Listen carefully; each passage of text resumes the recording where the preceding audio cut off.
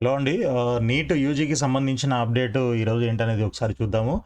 Neat యూజీలో mall practice జరగలేదు అని జెప్పేసి కేంద్రం అంటుంది. నీట్ యూజీలో మాల్ ప్రాక్టీస్ జరిగిందనడానికి కొన్ని కేంద్రాల్లో విద్యార్థులు లబ్ధి పొందేలా అక్రమాలు జరిగాయనడానికి గానీ ఆధారాలు లేవని కేంద్ర ప్రభుత్వం స్పష్టం చేసింది. మద్రాస్ ఐఐటీ నిర్వహించిన ఈ పరీక్షల ఫలితాల డేటా విశ్లేషణలో మార్కుల పంపిణీలో అసాధారణ అంశాలేవీ కనిపించలేదని పేర్కొంది. మార్కులు సాధారణంగానే ఉన్నాయని బుధవారం సుప్రీంకోర్టుకు సమర్పించిన అదనపు అఫిడవిట్లో కేంద్రం వివరించింది.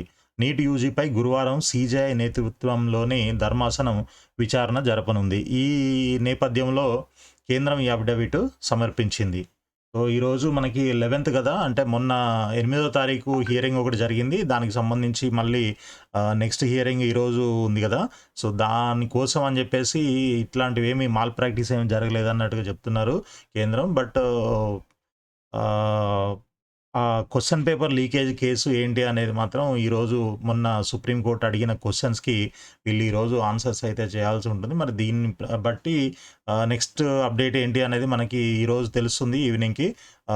మీకు రెగ్యులర్‌గా అప్డేట్స్ అన్నీ పంపిస్తూ ఉంటాను వీడియో ద్వారా. కాబట్టి మీరు ఛానల్‌ని సబ్స్క్రైబ్ చేయండి ఫ్రెండ్స్. అదేవిధంగా లైక్ చేసి వీడియోని షేర్ చేయండి మీ ఫ్రెండ్స్‌కి కూడా.